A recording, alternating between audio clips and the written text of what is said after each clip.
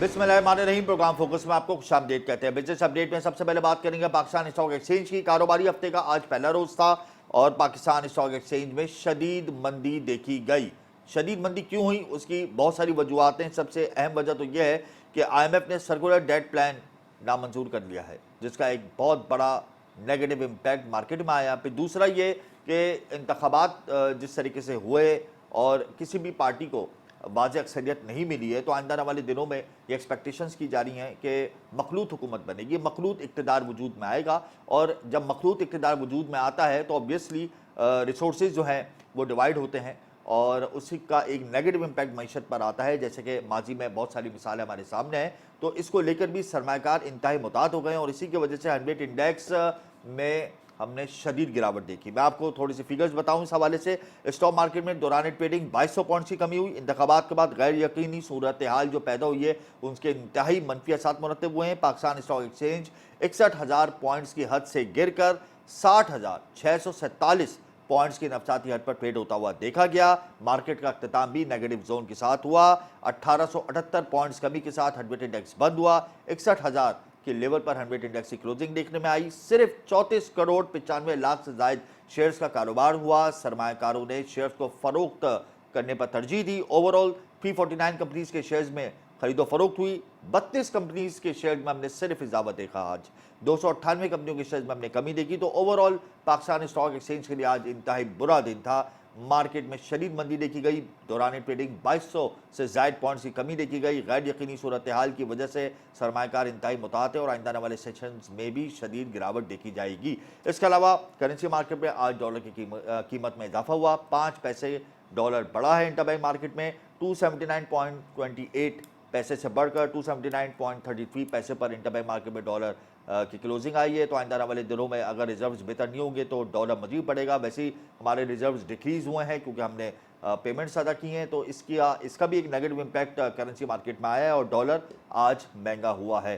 तो currency market में dollar महंगा हुआ, स्टॉक मार्केट में शदीद गिरावट देखी गई। इसके अलावा एक और ख़बर जिसने अलार्म बजा दिया है वो है ब्लूमबर्ग का तज्जिया। पाकिस्तान के मुमकिना नए मखलूत इक़्तिदार पर आलमी जरीदे ब्लूमबर्ग ने एक बड़ा तबसरा पेश किया है और कहा है कि नई मखलूत हुकूमत बनने से पाकिस्तान के मुआशी मसाइल बढ़ेंगे। SIFC और निगरां हुकूमत की कारकर्दगी मुआशी अशारियों में बेहतर लाई थी और इस पर भी मनफी असर मुरतब होंगे। मुल्क में सियासी अदम इस्तेहकाम से IMF का नया प्लान खतरे में पड़ सकता है। पाकिस्तान का डिफ़ॉल्ट रिस्क इंडेक्स भी बढ़ सकता है। यानी अगर नई मखलूत हुकूमत बनती है तो इससे सरमायाकारों का एतमाद तो वैसे ही शेक हुआ है। फिर G2G एग्रीमेंट्स मुतासर होंगे। फिर ऑब्वियसली IMF के पास आपने जाना है और IMF चाहता है कि उस हुकूमत से बात करें जो मजबूत हो, ताकि वो अगर रिफॉर्म्स चाहे तो वो रिफॉर्म्स कर सके। अब मजबूत हुकूमत के लिए अक्सरियत होनी चाहिए थी किसी न किसी एक पार्टी को, वो मिली नहीं इस इलेक्शन में। तो ये तमाम मसाइल हैं जो मुआशी मसाइल को मजीद बढ़ाएंगे। इसके अलावा मैं आपको बताऊँगा कि अब चूँकि पाकिस्तान की सियासी सूरत हाल काफ़ी उसमें हलचल मच गई है, उसमें काफ़ी हम देख रहे हैं कि डिस्टर्बेंस आ गई, तो उसकी वजह से एहतजाज का सिलसिला भी जारी है मुख्तलिफ सियासी जमातों की जानिब से और उन्होंने पाक ईरान शाहराह बंद कर दी है। यानी राहदारी तिजारत जो पाक ईरान से होती थी वो अब शदीद मुतासर हो गई है और एहतजाज की वजह से पाक ईरान जो शाहराह है RDC शाहराह वो गैर मुइना मुद्दत तक के लिए बंद कर दिए। यानी एक बड़ा हमारा जो तिजारती काफिला था यानी तिजारती राहदारी थी वो एक जगह से ईरान से हमारी होती थी वो अब डिस्टर्ब हो गई है। अब देखें ये एहतजाज कब ख़त्म होता है और कब हमारी तिजारत ईरान से जो है वो खुलती है। उसके अलावा मैं आपको बताऊंगा कि स्टेट बैंक ने मुल्क की तरसीलात ज़र के एदाद-ओ-शुमार जारी कर दिए हैं। जनवरी 2023 के मुकाबले में जनवरी 2024 में हमारी रेमिटेंसेज 26% इंक्रीज़ हुई, खुशहाइन बात है। दिसंबर 2023 के मुकाबले में जनवरी 2024 में तरसीलात ज़र में 0.60% का इजाफा हुआ। जनवरी 2024 में 2 अरब 40 करोड़ डॉलर की रेमिटेंसेज हमें मौसूल हुई। स्टेट बैंक ने एदाद-ओ-शुमार जारी कर दिए हैं। रवां माली साल 7 माह में तरसीलात ज़र 15 अरब 80 करोड़ डॉलर पर पहुँच गईं। जनवरी 2024 में सबसे ज़्यादा तरसीलात ज़र 58 करोड़ 73 लाख डॉलर सऊदी अरब से हमें मौसूल हुई हैं। अब तरसीलात ज़र में तो उसमें इजाफा हम देख रहे हैं, रेमिटेंसेज तो बढ़ गई, लेकिन क्या हम रवां माली साल के अख्ताम तक रेमिटेंसेज का जो हमने टारगेट फिक्स किया है 33 अरब डॉलर वो हम हासिल कर पाएंगे? ये एक बहुत बड़ा सवालिया निशान है, क्योंकि जो हम एक्सपेक्टेशन लगा बैठे थे रेमिटेंसेज के हवाले से वो हमने हासिल नहीं की हैं अभी तक। 30 अरब डॉलर हमारा एक्सपोर्ट का टारगेट है और 33 अरब डॉलर हमारा तरसीलात ज़र का हदफ है। तो यूँ हमारे 63 अरब डॉलर हमारी इनकम है। तो क्या हम इस 63 अरब डॉलर की जो इनकम का जो हमने एक टारगेट सेट किया है, क्या हम उसको अचीव कर लेंगे? बहुत मुश्किल नज़र आ रहा है। और जो हालात अब आइंदा आने वाले दिनों में आ रहे हैं मईशत के हवाले से, वो भी कुछ ज़्यादा अच्छे नहीं है। तो इन तमाम पॉइंट्स को मैं तफसीली डिस्कस करूँगा। या वक्त एक ब्रेक का, हमारे साथ रहिएगा।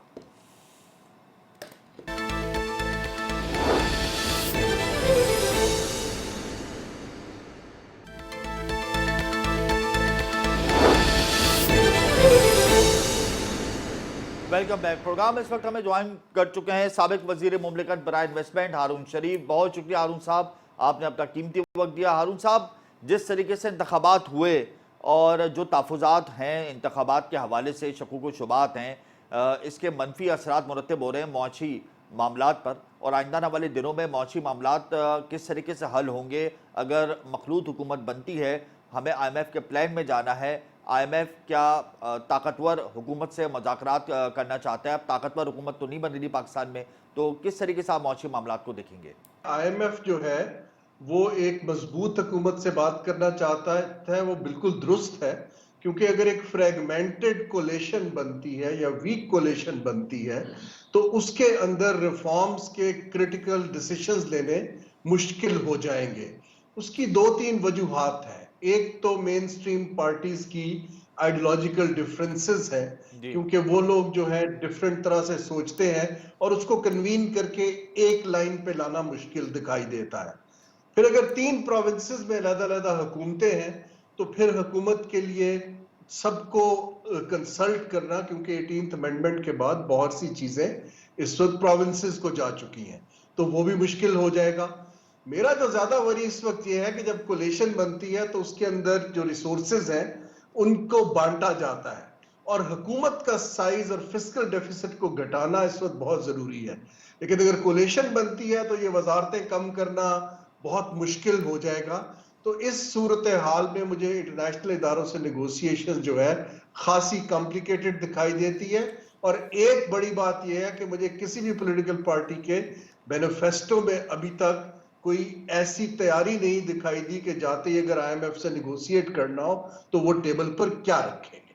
हारून साहब, IMF ने सर्कुलर डेट प्लान नामंजूर कर दिया है, जिसका एक बड़ा नेगेटिव इम्पैक्ट हमने स्टॉक मार्केट में भी देखा। फिर ब्लूमबर्ग ने भी अपना एक तबसरा पेश किया और उसने कहा है कि निगरां हुकूमत ने जो इस्लाहात की हैं उन पर मनफी असरात मुरतब हो सकते हैं। मुल्क में सियासी अदम इस्तेहकाम से IMF का नया प्लान खतरे में भी पड़ सकता है, ये कहना है आलमी जरीदे ब्लूमबर्ग का। तो इस पर आप क्या कहेंगे? जी, ब्लूमबर्ग ठीक कहता है, लेकिन अगर आप एनालिसिस देखें, जो मैंने भी इसके ऊपर बात की है, आतिफ मियां ने भी लिखा है, देखिए इस वक्त जो मैक्रो इकोनॉमिक इंडिकेटर्स हैं वो तो बहुत वरीसम है। देखिए ना, पावर सेक्टर तो एक एंगल है उसका, आप इन्फ्लेशन को देख लीजिए, इंटरेस्ट रेट को देख लीजिए, अनएम्प्लॉयमेंट को देख लीजिए, जो हमारा गैप है एक्सटर्नल फ्रंट पे उसको देख लीजिए। तो ये तो एक रियलिटी है कि इस वक्त नंबर्स जो है, जो IMF ने प्लान रिजेक्ट किया है, उसकी मेरे हिसाब से दो वजूहात है। एक तो ये है कि वो प्लान के अंदर आपने कोई सही डिलीजेंस और मेहनत नहीं की और वो प्रैक्टिकल नहीं है। दूसरा ये है कि IMF शुरू से हमें गाइडलाइंस देता चला आ रहा है कि आपने किस तरह सब्सिडीज को घटाना है, किस तरह पावर सेक्टर के लॉसेस को घटाना है। हमारे में कैपेबिलिटी नहीं है कि हम एक प्रॉपर एजेंडा टेबल पर रख सकें। मेरी इन पॉलिटिकल जो पार्टियां हैं उनकी economic team still old school से सोच रही है। उनको इस वक्त एक एजेंडा टेबल पे रखना होगा। अगर स्टैंडर्ड IMF का प्रोग्राम दोबारा आ भी जाता है तो वो पाकिस्तान के हक में अच्छा नहीं होगा, क्योंकि माशी कॉन्ट्रैक्शन होगी। और इस वक्त जो हमारे चैलेंजेस हैं कि ग्रोथ को रिवाइव करना है, हम नहीं कर पाएंगे अनलेस एंड अनटिल एक 24/7 एक्सपर्ट्स की टीम इसकी तैयारी अभी से शुरू ना कर पाए। हारून साहब, G2G जो एग्रीमेंट्स हुए हैं हमारे, गुज़िश्ता हुकूमत ने जो G2G एग्रीमेंट्स किए हैं, उबरी हुकूमत ने बड़ी मेहनत की है, SIFC ने बड़ी मेहनत की है, आप समझते हैं कि वो आइंदा वाले दिनों में मुतासर हो जाएंगे कोलिशन गवर्नमेंट बनने से? देखिए, G2G जो एग्रीमेंट्स होते हैं वो कोई इकोनॉमिक रिवाइवल के लिए नहीं होते हैं। G2G एग्रीमेंट्स इसलिए होते हैं कि हुकूमत और हुकूमत की डील होती है, और हुकूमत की फिस्कल पोजीशन कुछ बेहतर हो जाती है। जी। हमने सुना बहुत से पहले इन्होंने अनफॉर्चुनेटली बहुत से नंबर फ्लोट कर दिए। अभी तक कोई G2G ट्रांजैक्शन हो नहीं पाई है किसी भी मैग्नीट्यूड की। हमें इसको देखना है कि हम इन्वेस्टमेंट को मार्केट बेस्ड सिस्टम में कैसे ला पाते हैं। G2G जो हमारे बायलैटरल कंट्रीज हैं उनका, क्योंकि यहां पर ना तो कोई एनालिसिस का तरीका होता है, वो इंटरनेशनल इदारों की, IMF की, ब्लूमबर्ग की सारी रिपोर्ट्स को बहुत केयरफुली देखते हैं ताकि पाकिस्तान का रिस्क प्रोफाइल को कैसे मैनेज करें। अगर ये रिपोर्ट्स नेगेटिव रहती हैं और पाकिस्तान के जो है उनसे मुज़ाकरात जो है पॉजिटिव नहीं रहते, मेरा नहीं ख्याल कि कोई भी सिग्निफिकेंट G2G ट्रांजैक्शन कंप्लीट हो पाएगी। हमें इस वक्त बहुत केयरफुली सोचना है कि इस फ्रेगमेंटेड कोलेशन से इकोनॉमिक मैनेजमेंट को इंसुलेट कैसे किया जा सके। 18 से 20 अरब डॉलर सालाना खर्चा है हुकूमत का। अब अगर कोलिशन गवर्नमेंट बनती है तो ऑब्वियसली इनका एक्सपेंस भी बढ़ेगा और IMF कहता है कि आप अपने हुकूमती शाहाना अखराजात में कमी करें। तो आपको लगता है कि इसमें कमी हो पाएगी या मजीद बढ़ेंगे ये? देखिए, बहुत खुशाइन था जब मैंने बिलावल साहब का इनिशियली सुनी स्पीचेस और उनका मैनिफेस्टो। उन्होंने 17 मिनिस्ट्रियां कम करने की बात की थी कि अगर वो पावर में आते हैं। जी। लेकिन इस वक्त कोलेशन के अंदर अनफॉर्चुनेटली अगर तो पेटनेज का ओल्ड स्कूल मॉडल जो कि दिखाई दे रहा है, तो उसमें तो वजारतें कम करने की बजाय शायद बढ़ानी पड़ जाए। और ये IMF की बात नहीं है, फिस्कल डेफिसिट हमारी इन्फ्लेशन का एक कोर बेस है। अगर हमने इसको कम करना है तो ये हमारा ही तरजीह होनी चाहिए, ना कि IMF की। हमें एक प्लान देना है कि हमने हुकूमती अखराजात को कैसे कम करना है, हमने 15% हर साल एक्सपोर्ट को कैसे बढ़ाना है, और हमने इन्वेस्टमेंट टू GDP रेशो को कहां रिवाइव करना है।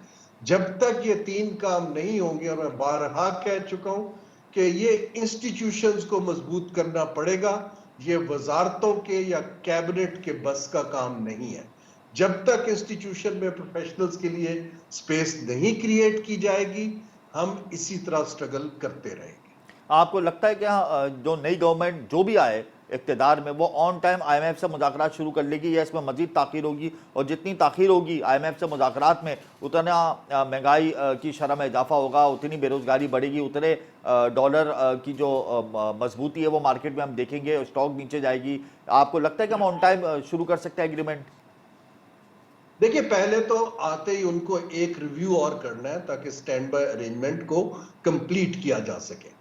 मैं अभी भी देख रहा हूं कि मुझे इकोनॉमिक टीम में कोई ऐसी मैक्रो इकोनॉमिक एक्सपर्टीज नहीं दिखाई दे रही कि हम IMF से मुज़ाकरात करें। अच्छा। हाँ, अगर हमने सिर्फ IMF का एक स्टैंडर्ड प्रोग्राम इंप्लीमेंट करना है, एक्सटेंडेड फंड फैसिलिटी का, जो बहुत से ममालिक में चल रहा है, वो शायद हम साइन कर पाए, लेकिन उसका पाकिस्तान को फायदा नहीं है जब तक कि हम अपनी तरजीहात को, रिफॉर्म्स को उस प्रोग्राम के अंदर ना ला पाए। अगर हम अगले 4-5 माह सिर्फ हुकूमत की व्हीलिंग डीलिंग में गुजार देते हैं, तो मेरे हिसाब से मईशत के ऊपर बहुत सीरियस कॉन्सिक्वेंसेस आएंगे। आखिर में मुझे ये बताएं, क्या मशवरे देंगे आप नौ मुंतखब हुकूमत को कि वो जंगी बुनियादों पर ये स्टेप्स उठाएं और फौरी तौर पर ये इस्लाहत करें? जी, मेरे 3 बड़े क्लियर इस वक्त जो है ना एडवाइस के पीसेस हैं। जी। नंबर 1 ये है कि आप 2 या 3 तरजीहात, मैक्रो इकोनॉमिक स्टेबिलिटी और जो हमारे विनर्स हैं ग्रोथ के सेक्टर्स एक्सपोर्ट बेस्ड, उनकी आप फॉरेन पॉलिसी की एक्शन पे काम करें। हम अभी तक ट्रांजैक्शंस करते हैं, डील्स करते हैं, लेकिन पॉलिसी शिफ्ट करना है। दूसरा ये है कि इदारों को प्रोफेशनल्स को दे दीजिए, प्राइवेटाइजेशन कमीशन को एज ए मिनिस्ट्री खत्म कर दीजिए, बोर्ड ऑफ इन्वेस्टमेंट को हुकूमत के अंदर से हटाइए, प्लानिंग कमीशन का जो चाइना का हिस्सा है उसको जैसे पहले सीपेक अथॉरिटी बनी थी बाहर कर दीजिए। ये काम प्रोफेशनल्स को सौंप दीजिए, उनको टारगेट्स दीजिए। आप अपनी पॉलिटिकल स्टेबिलिटी पे काम करें, आप अपनी अलायंसेस पे काम करें, आप अपनी जो लेजिस्लेशन पे काम कीजिए। जब आप माइक्रो मैनेज में आ जाते हैं, जो आपको काम नहीं आता है, तो मार्केट आप पे एतबार नहीं करती। माय वरी इज कि इवन पाकिस्तान का इन्वेस्टर इस वक्त पैसा बाहर ले जा रहा है। We need to give confidence, और वो इदारों के थ्रू आएगा, एसबीपी से, एसईसीपी से, एफबीआर से, बीओआई से, प्राइवेटाइजेशन कमीशन से। अगर आप इनको एसआईएफसी के तहत डेलीगेट कर दें तो मार्केट का मेरे हिसाब से एतबार वापस आ सकता है। बहुत शुक्रिया हारून शरीफ, आपने अपना कीमती वक्त दिया। इसमें कोई दो राय नहीं कि सरमाया मुल्क से बाहर जा रहा है। कॉन्फिडेंस लेवल बिजनेस कम्युनिटी का बहुत ज़्यादा शेक हो गया है और ये इंतखाबात जिस तरीके से हुए और इंटरनेशनल मीडिया ने जिस तरीके से कवरेज की और नताइज को चैलेंज किया, इसका बड़ा मनफी असर हमारे मौशे शारियों पर आ रहा है। अब आइंदा आने वाले दिनों में क्या प्लानिंग होती है, नई हुकूमत जो भी आती है वो किस तरीके से डायरेक्शंस को फॉलो करती है और किस तरीके से IMF का प्लान होता है, ये तो आने वाला वक्त ही बताएगा। यहाँ वक्त एक ब्रेक का, हमारे साथ रहिएगा।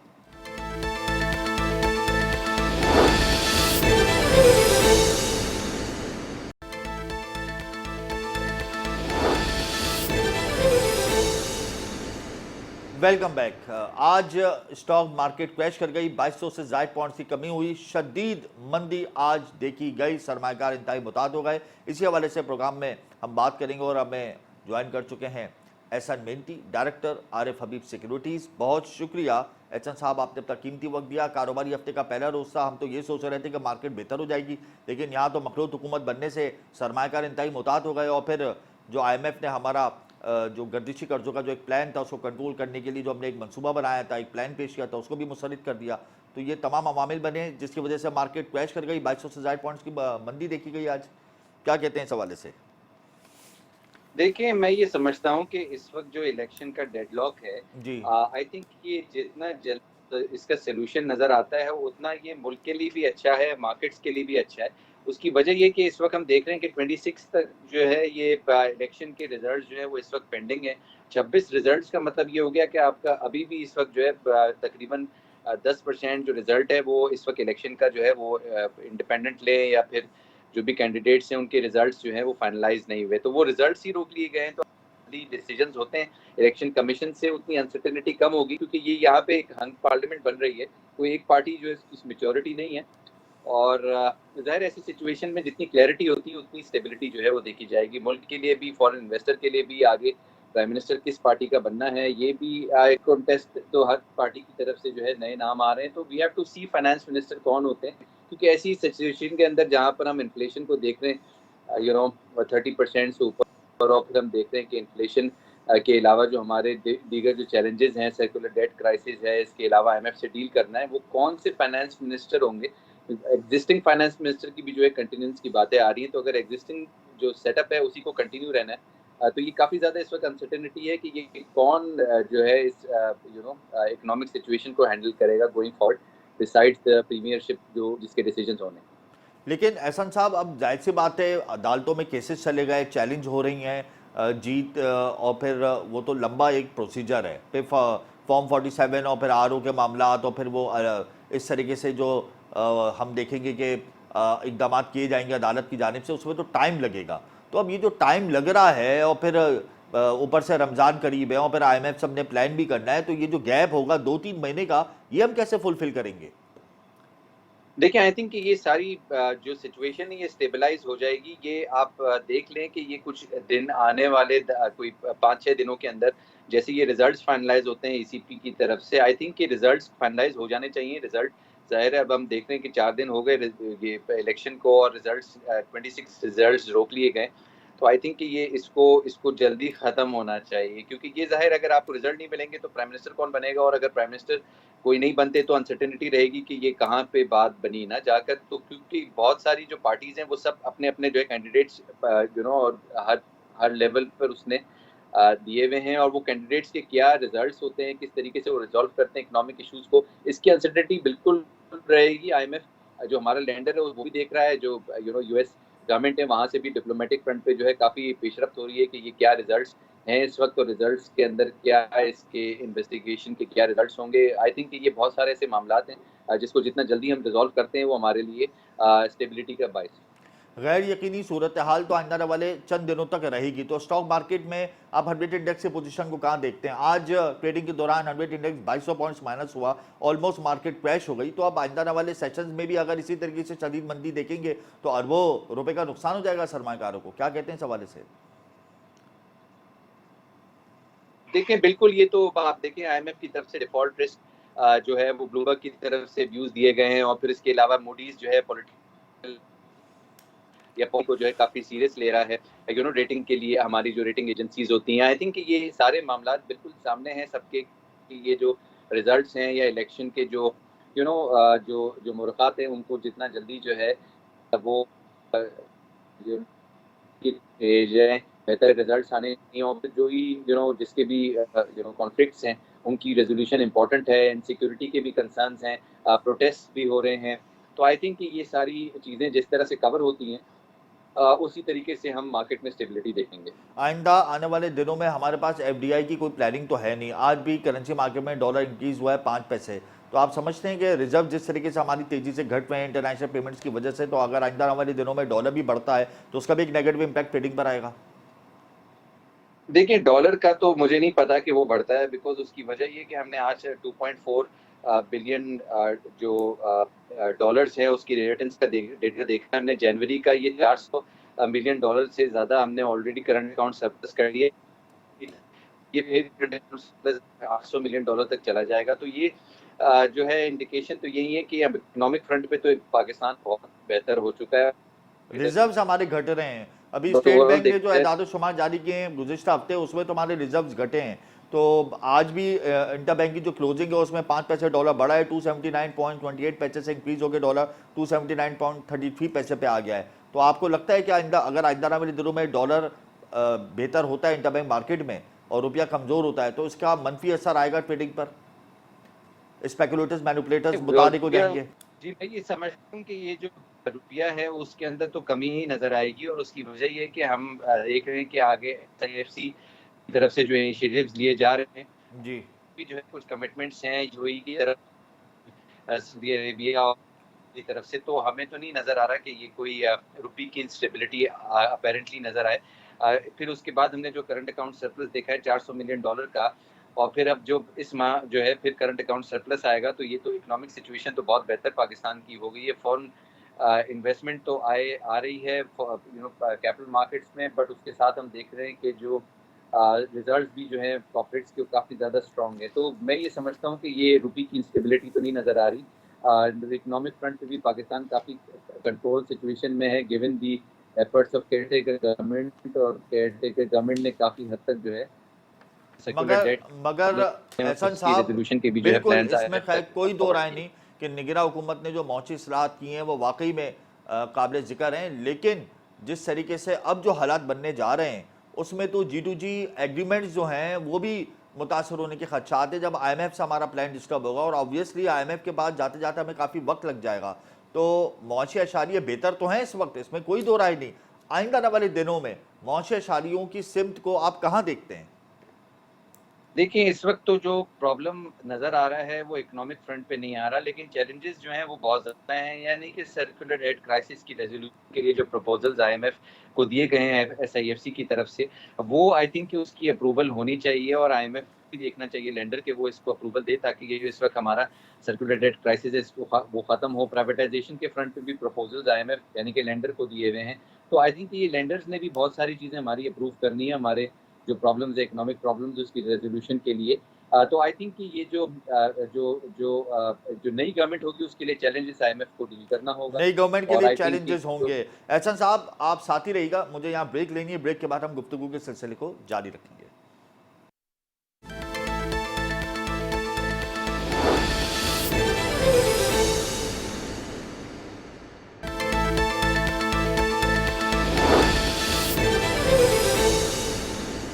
Welcome back. प्रोग्राम में इस वक्त हमें ज्वाइन कर चुके हैं साबिक director Pakistan stock exchange Zafar मोती। बहुत शुक्रिया जफर साहब, आपने अपना कीमती वक्त दिया। स्टॉक मार्केट आज 2200 से ज़ायद पॉइंट्स माइनस हुई, सरमायाकार इंतहाई मुतात हो गए, ऑलमोस्ट मार्केट क्रैश हो गई। इस वक्त किसी को नहीं मालूम कि हमारी डायरेक्शन क्या होगी, सियासी डायरेक्शन क्या होगी, मौची डायरेक्शन क्या होगी। ब्लूमबर्ग और इंटरनेशनल मीडिया ने भी खतरे की घंटी बजा दी है। क्या कहेंगे आप इस हवाले से? एक ही मिनट में आपने इतने सारे सवाल कर लिए हैं। अभी तो ये था कि कैपिटल मार्केट स्मूथ रनिंग थी, फंडामेंटली भी अच्छी जा रही थी, थोड़े बेहतर हो रहे थे रिकॉर्ड।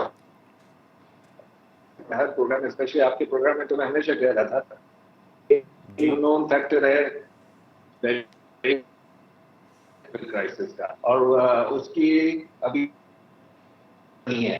और अगर आप देखो तो इलेक्शन से पहले ही जो जिटरी थे इन्वेस्टर्स, फॉरेन फंड्स और कुछ, वो अपनी एग्जिट मैकेनिज्म पर चले गए थे। वो जब भी ऐसे इलेक्शन थर्ड वर्ल्ड कंट्री में होते हैं, चाहे वो वियतनाम में हो, थाईलैंड में हो, बांग्लादेश में हो, वो अपना पोजीशंस को कम कर देते हैं। लेकिन ये जो इलेक्शन में अब हॉच पॉच हुआ है, जो मसाइल खड़े हुए हैं, इसने जुम्मे को भी हमारी मार्केट को बहुत खराब किया, और आज तो इसने कहते हैं ना हद कर दी, मार्केट को मिसबिहेव करा दिया, तो उसका बिहेवियर पैटर्न ही चेंज करवा दिया। तकरीबन 2 दिनों में 3000 जैसे 5% अच्छे फिगर्स जो रिमिटेंस के आए हैं, वो भी मार्केट को टर्न अराउंड नहीं दे सके। काफी फिक्र की बात है, और जब तक ये नहीं करती है और इस बिजनेस नहीं करती है, मार्केट इसी तरह स्विंग करेगी। जफर साहब, अपकमिंग सेशंस में आप 100 इंडेक्स के पोजीशन को कहाँ देख रहे हैं, क्योंकि मामला तो अभी पेचीदा होते रहेंगे, गंभीर होते रहेंगे, तो सरमायाकार जिस तरीके से मुतात हुए और 100 इंडेक्स 2200 से ज़ायद पॉइंट्स नीचे आया है, तो अपकमिंग डेज में तो ये एक्सपेक्टेशन की जा रही है कि 100 इंडेक्स 60,000 का लेवल भी गंवा बैठेगा। क्या कहते हैं आप इस हवाले से? देखिए, आज भी टेस्ट हुआ है 61,000 लेवल, और टेस्टिंग के बाद 61 को तो मेंटेन हुआ है, तो बड़ी बात नहीं 60 को भी चैलेंज करें और चेकमेट करें लेवल को। लेकिन ये अब इस एरिया में थोड़ा थमेगा मार्केट, क्योंकि पिक्चर क्लियर हो जाएगी पॉलिटिकल 1-2 दिन के अंदर, और वो पिक्चर क्लियर होते ही फिर मार्केट के फंडामेंटल्स तो कोई खराब है ही नहीं, तो मार्केट टर्न अराउंड होगी। फिर ये रिमिटेंस की अच्छी खबर है, इंक्रीज हुआ है तो उसका फायदा होगा। फिर बगैर हनीमून के ये हुकूमत आएगी, क्योंकि हनीमून पीरियड के लिए इसके पास टाइम ही नहीं होगा, तो पहले हफ्ते में इनको ऐसे ऐसे चैलेंजेस होंगे जो पुरानी हुकूमतों को सालों में पड़ते थे, तो वो सब जो है। क्या क्या चैलेंजेस हो सकते हैं इस हुकूमत को? बड़े बड़े चैलेंजेस में क्या क्या हो सकते हैं? आपका क्या तज्जिया? आप लिखते जाओगे और थक जाओगे, प्रोग्राम खत्म हो जाएगा। सीधा नुकात बता दें, सीधा नुकात बता दें। देखिए, जैसे ही होगा तो IMF से नेगोशिएशन और ट्रांचे, फिर अपना ये अपना गैस के टैरिफ, इलेक्ट्रिसिटी के टैरिफ, फ्यूल के टैरिफ, इस पर नेगोशिएशन, फिर सबसे बड़ा महंगाई का, इन्फ्लेशन का, ये दोनों का होगा, हाई इंटरेस्ट रेट का होगा, और फिर हर डोनर जो हैं मुल्क, उनसे नेगोशिएशन, चाइना, सऊदिया, UAE, इवन कुवैत, अपना अमेरिका, ये सबको हमको फिर से करना पड़ेगा, रीशेड्यूल भी करना पड़ेगा, और अपने टॉक्स भी ओपन करने पड़ेंगे। तो ये आप समझो कि ये तो घिरी हुई हुकूमत होगी, और वो उसमें सोने पर सुहागा है कि रूमरें आ रही हैं कि पाकिस्तान दोबारा बैंक्रप्सी की तरफ जा रहा है। तो ये सब देखते हुए खतरात तो बहुत है ना, तो ये चैलेंजेस इतने बड़े हैं कि इनका 1-1.5 साल तो इसी में निकल जाएगा। 1-1.5 साल इसी में निकल जाएगा। ऐसा मेहनती, अब मैं आपकी तरफ आऊँगा। मार्केट कैपिटलाइजेशन हम ये सोच रहे थे कि वो इंक्रीज होगी, नए IPOs आएंगे, एक्टिव क्लाइंटेल का रेशो बढ़ेगा। अब ये सारे जो अशारिये हैं स्टॉक एक्सचेंज के, वो तो अब हम देख रहे हैं कि वो बेहतर नहीं होंगे, तो फिर किस तरीके से फाइनेंसर्स का एतमाद बहाल होगा?